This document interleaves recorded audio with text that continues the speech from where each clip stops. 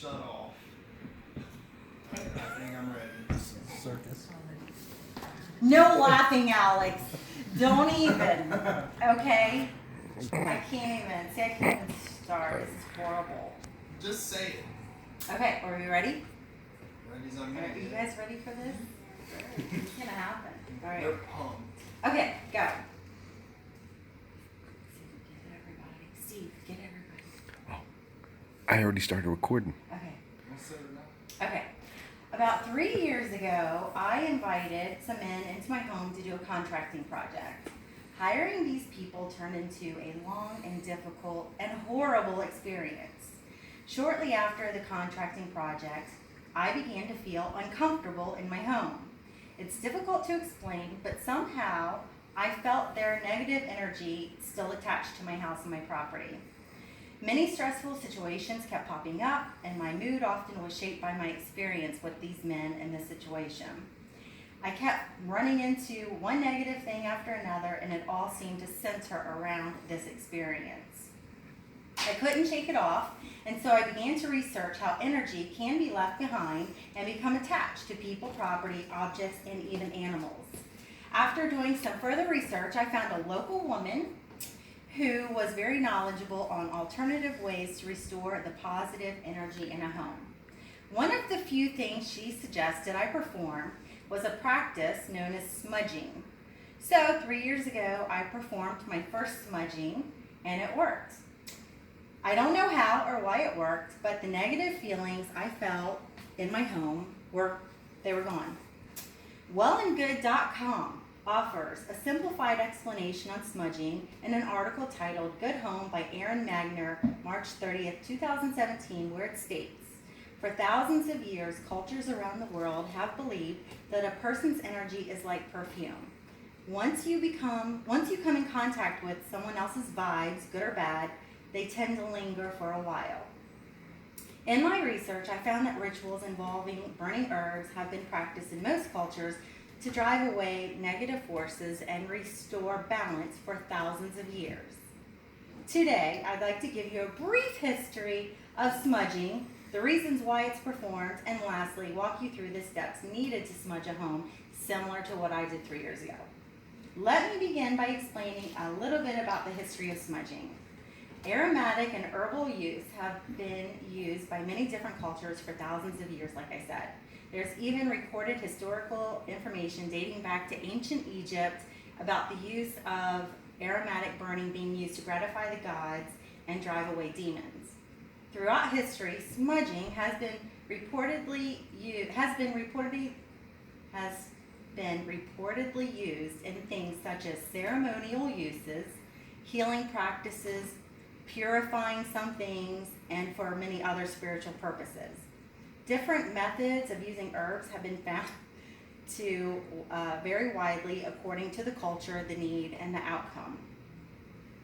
But in the Americas, the most commonly used practice of smudging originated from early Native Americans. They had a theory that by smudging something with the herbal smoke, it will attach itself to negative energy and lift it away. In an article, Why and How to Perform Native American Sage Burning by Rebecca Bishop, August 5th, 2017,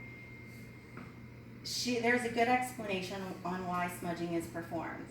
She explains that it promotes and maintains a peaceful state of being, spiritual awareness, intuition. It clears negative energy and is especially helpful when you've been around people who are depressed, fearful, ill, emotionally unbalanced, mentally ill, emotionally or physically toxic or angry. Also when you are just feeling blue or under extreme stress. Whatever the reason might be to perform a smudge, there are a few types of herbs that are commonly used: sage, cedar, and sweetgrass. However, sage is the most common. Now that you know a little more about the history, the meaning, and the types of herbs used, let me finally walk you through the process of how to smudge or cleanse a home.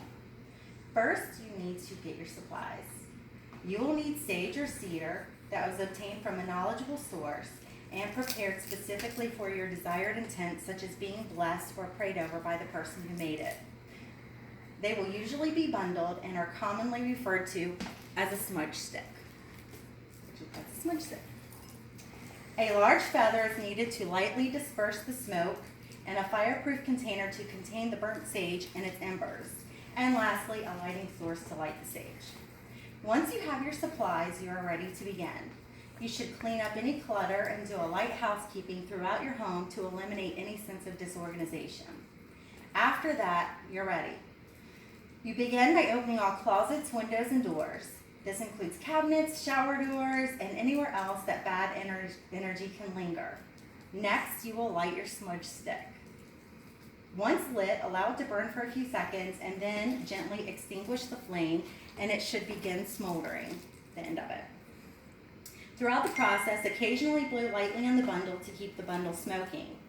Begin in the lowest level of your home and move upward.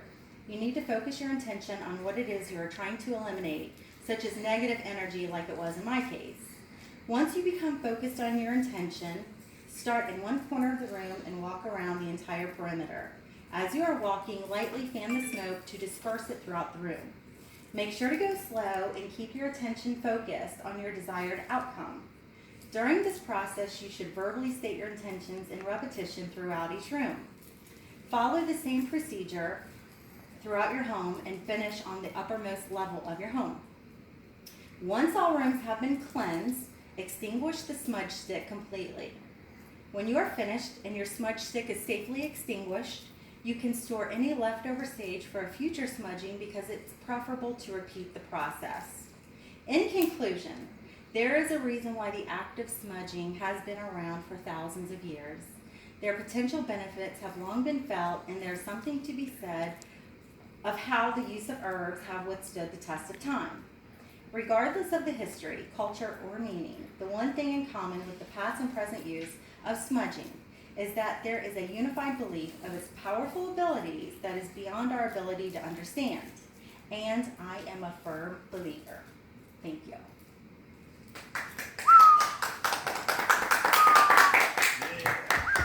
I should have mentioned to hold your applause to the end.